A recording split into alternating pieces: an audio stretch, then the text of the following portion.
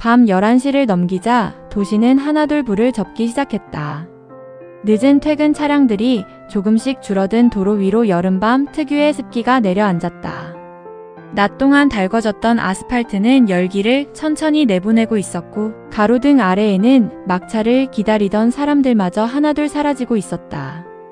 버스 정보 안내 전광판에는 운행 종료라는 글자가 차례로 떠올랐다. 이청은 대리운전 애플리케이션을 확인하며 호출을 기다리고 있었다. 잠시 뒤 휴대전화가 짧게 울렸다. 서울 마포구 주차장 고양시 일산동구. 그는 호출을 수락한 뒤 약속 장소로 발걸음을 옮겼다. 지하 주차장 한쪽에는 검은색 중형 세단 한 대가 비상등을 켠 채 서 있었다. 차량 옆에는 30대 초반쯤 되어 보이는 남자가 초조한 표정으로 휴대전화를 붙잡고 있었다. 희고 갸름한 얼굴에는 핏기가 거의 없었다. 단정한 흰 셔츠는 목 단추가 하나 풀려 있었고 감색 재킷은 팔에 걸친 채였다. 검은 뿔테 안경 너머의 눈빛은 몇 시간을 제대로 쉬지 못한 사람처럼 흔들리고 있었다. 가지런히 빗어 넘긴 머리도 손으로 몇 번 쓸어 넘긴 탓인지 흐트러져 있었다.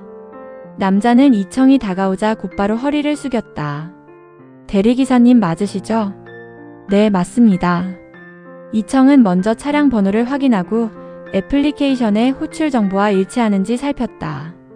이어 손님에게 차량 키를 건네받아 시동을 걸기 전 계기판의 경고등과 주차 브레이크 상태를 확인했다. 손님은 자연스럽게 조수석에 올라탔다. 안전벨트를 맨 이청은 목적지를 다시 한번 확인했다. 일산으로 모시면 되겠습니까? 남자는 대답 대신 휴대전화를 바라보았다. 화면에는 같은 번호에서 여러 통의 부재중 전화가 떠 있었다. 잠시 후 전화벨이 다시 울렸다. 네, 누나. 남자의 목소리가 떨렸다. 네, 지금 출발해. 잠시 침묵이 흘렀다. 알겠어. 의사 선생님이 오늘 밤이 고비라고 했다고? 그 말이 끝나자 차 안의 공기가 무겁게 가라앉았다. 남자는 입술을 깨물며 창밖을 바라보았다. 죄송합니다. 전화를 끊은 뒤 그가 낮게 말했다. 아버지가 부산의 대학병원에 계십니다. 조금 전 위독하시다는 연락을 받았습니다. 이청은 아무 말 없이 고개를 끄덕였다. 남자는 숨을 한번 길게 내쉰 뒤 말을 이었다. 원래는 일산집에 들러짐만 챙긴 다음 바로 서울역으로 가려고 했습니다. 그런데 방금 누나한테 연락이 왔습니다. 서울역에서 탈 기차는 이미 시간이 빠듯하고 고속버스 막차도 거의 끝나는 시간이라고 합니다. 그는 두 손을 모은 채 애써 침착함을 유지하려 했다. 죄송하지만 운행을 시작한 뒤 이동 방법을 다시 상의드려도 될까요? 규정 안에서 가능한 방법이면 무엇이든 따르겠습니다. 이청은 차를 천천히 출발시키며 짧게 대답했다. 목적지가 변경되면 절차에 맞게 확인하겠습니다. 우선은 안전하게 이동하는 것이 먼저입니다. 세단은 지하주차장을 빠져나와 늦은 밤 도로로 들어섰다. 가로등 불빛이 앞유리를 스쳐 지나갈 때마다 조수석에 앉은 젊은 가장의 얼굴에는 초조함과 간절함이 번갈아 스며들었다. 운전대 위에 두 손을 올린 이청은 앞차와의 거리를 일정하게 유지하며 차분히 속도를 맞추었다. 그는 아직 알지 못했다. 오늘 밤 이 운행이 단순한 대리운전 한 건으로 끝나지 않고 8해 전 떠나보낸 자신의 아버지와 다시 마주하는 긴 기억의 길이 될 것이라는 사실을. 차는 강변북로를 지나 자유로 방향으로 천천히 속도를 높여갔다. 밤이 깊어질수록 도로는 한산해졌지만 이청은 평소와 다르지 않게 규정 속도를 지켰다. 대리기사는 손님의 차를 대신 운전하는 사람이지 시간을 만회해주는 사람이 아니었다. 급가속도 급차선 변경도 하지 않았다. 무엇보다 지금 이 차에는 간절한 마음 하나가 함께 타고 있다는 사실을 그는 알고 있었다. 조수석에 앉은 남자는 몇 분째 휴대전화를 손에 쥔 채 화면만 바라보고 있었다. 가족 단체 대화방에는 짧은 문장들이 계속 올라오고 있었다. 혈압이 많이 떨어졌어. 의식은 있지만 말씀은 못하셔. 가능하면 빨리 와. 남자는 두 손으로 얼굴을 감싸쥐었다. 안경을 벗은 눈가에는 깊은 피로가 배어 있었다. 잠시 뒤 그가 조용히 입을 열었다. 기사님. 네. 부모님은 모두 계십니까? 질문은 갑작스러웠지만 이청은 잠시 침묵한 뒤 담담하게 대답했다. 아버지는 8해 전에 돌아가셨습니다. 남자는 미안한 표정으로 고개를 숙였다. 죄송합니다. 괜찮습니다. 잠시 정적이 흘렀다. 창밖으로 자유로의 가로등이 일정한 간격으로 스쳐 지나갔다. 그 불빛을 바라보던 이청의 표정이 아주 미세하게 달라졌다. 8해 전 겨울이 떠올랐다. 아버지는 85의 나이로 생을 마감했다. 오랫동안 학생들을 가르치며 살아온 분이었다. 국립부산대학교 법과대학 교수로 재직하던 시절 연구실보다 강의실을 더 좋아했고 제자들의 이름을 오래 기억하는 사람이었다. 퇴직한 뒤에도 법률책보다 역사책을 더 자주 펼쳐들었고 손주들이 찾아오면 책 이야기를 해주기보다 먼저 함께 산책을 나가곤 했다. 이청은 아버지가 살아계실 때 들었던 말을 아직도 잊지 못했다. 사람은 직업으로 존경받는 것이 아니라 살아온 태도로 기억되는 거란다. 그 말은 세월이 흐를수록 더 깊어졌다. 사업에 실패했던 날도, 생계를 위해 대리운전을 시작했던 날도 그는 그 말을 자주 떠올렸다. 직업이 바뀌었다고 사람의 가치까지 바뀌는 것은 아니라는 믿음은 아버지가 남겨준 가장 큰 유산이었다. 조수석의 남자가 조용히 말했다. 저희 아버지도 교수님이셨습니다. 이청은 잠시 시선을 돌리지 않은 채 물었다. 어느 학교셨습니까? 부산대학교입니다. 법대 교수셨습니다. 그 말에 이청은 아주 잠깐 숨을 고르는 듯 했다. 그러셨군요. 더 묻지는 않았다.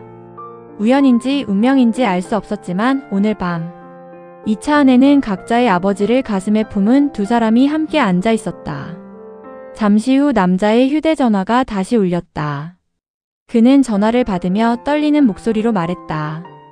네, 어머니 지금 가고 있습니다. 수화기 너머에서는 울음을 참는 듯한 목소리가 희미하게 들렸다. 남자는 아무 말 없이 네 조금만 기다려주세요.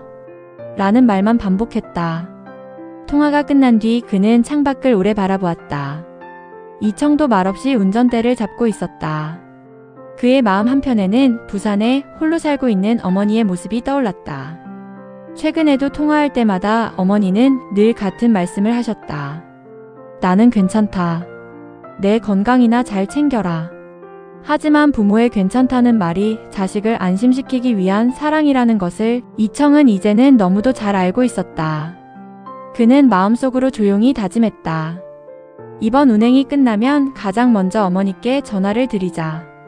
그 다짐은 누구에게도 들리지 않았지만 깊은 밤을 달리는 차 안에서 가장 분명한 약속이 되어가고 있었다. 차는 자유로를 벗어나 일산으로 향하고 있었다. 도착 예정 시간은 애플리케이션 화면에 분 단위로 표시되고 있었지만 조수석에 앉은 손님의 마음속 시간은 그것보다 훨씬 빠르게 흘러가고 있었다.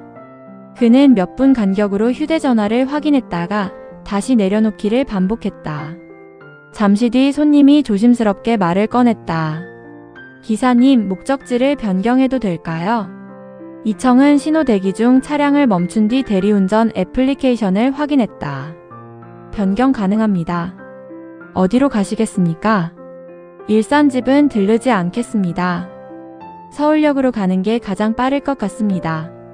옷은 가족이 부산에서 준비해준다고 합니다. 이청은 변경된 목적지를 입력한 뒤 다시 손님에게 확인을 받았다. 서울역으로 변경되었습니다. 안전하게 모시겠습니다.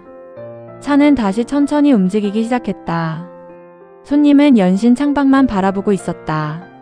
초조함은 여전했지만 집에 들르지 않기로 결심한 뒤부터는 오히려 표정이 조금 단단해진 듯 했다. 짐도 없이 내려가게 됐네요. 그가 씁쓸하게 웃었다. 이청은 잠시 침묵하다가 말했다. 지금은 짐보다 사람이 먼저인 것 같습니다. 짧은 한마디였다. 그러나 손님은 고개를 끄덕이며 깊은 숨을 내쉬었다. 맞습니다. 잠시 후 그는 자신의 이야기를 조금씩 털어놓기 시작했다. 아버지는 평생 학생들을 가르치셨습니다. 엄격한 분이셨지만 집에서는 손주들 앞에서 늘 먼저 웃으셨습니다. 어릴 때는 왜 그렇게 공부를 강조하셨는지 이해하지 못했습니다. 그는 창밖으로 시선을 돌린 채 말을 이었다. 직장 생활을 시작하고 나서야 알았습니다. 자식이 흔들리지 않고 살아가기를 바라는 마음이었다는 걸요. 이청은 조용히 듣고만 있었다. 대리운전을 하며 만난 수많은 손님 가운데에는 말을 많이 하는 사람도 있었고 한마디도 하지 않는 사람도 있었다. 하지만 마음이 가장 무거운 사람들은 대개 누군가에게 답을 구하지 않았다. 그저 자신의 이야기를 끝까지 들어줄 사람이 필요했을 뿐이었다. 잠시 후 서울역 안내 표지판이 시야에 들어왔다. 손님의 휴대전화가 다시 울렸다. 그는 떨리는 손으로 전화를 받았다. 네, 누나. 잠시 침묵이 흘렀다. 아직 의식은 있으시다고요? 남자의 얼굴에 처음으로 작은 희망이 스쳤다. 알겠습니다. 조금만 더 버텨달라고 꼭 말씀드려주세요. 전화를 끄는 그는 깊게 숨을 들이마셨다. 눈가에는 눈물이 맺혀 있었지만 끝내 흘리지는 않았다. 이청은 그 모습을 힐끗 바라본 뒤 다시 전방으로 시선을 돌렸다. 서울역은 이제 멀지 않았다. 오늘 밤 자신이 할 수 있는 일은 단 하나였다. 손님의 차를 끝까지 안전하게 운전해 약속된 장소에 제 시간에 도착시키는 것. 그 이상도 그 이하도 아니었다. 그러나 이청은 알고 있었다. 누군가에게는 그 평범한 책임감 하나가 평생 잊지 못할 시간을 선물할 수도 있다는 사실을. 서울역 주차장 입구에 들어서자 시계는 자정을 조금 넘기고 있었다. 이청은 차량을 지정된 승하차 구역에 조심스럽게 세웠다. 기어를 주차 위치에 놓고 전자식 주차 브레이크를 확인한 뒤 시동을 끄고 차량 키를 손님에게 건넸다.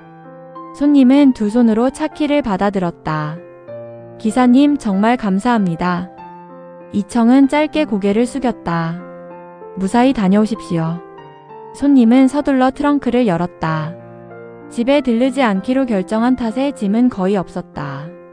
조수석에 두었던 작은 서류 가방 하나를 꺼내 어깨에 메고는 다시 이청에게 인사했다.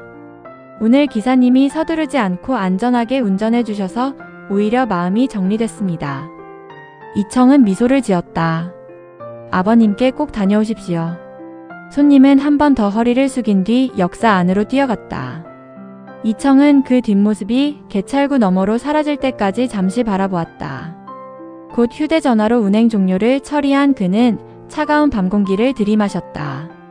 서울역 광장에는 심야버스를 기다리는 사람들과 여행 가방을 끌고 바삐 걷는 사람들이 뒤섞여 있었다. 누구나 저마다의 사연을 품은 채 어딘가로 향하고 있었다. 그는 다음 호출을 확인하기보다 먼저 휴대전화를 꺼냈다. 가장 먼저 떠오른 이름은 어머니였다. 잠시 신호음이 이어진 뒤 익숙한 목소리가 들려왔다. 이 밤에 웬일이냐?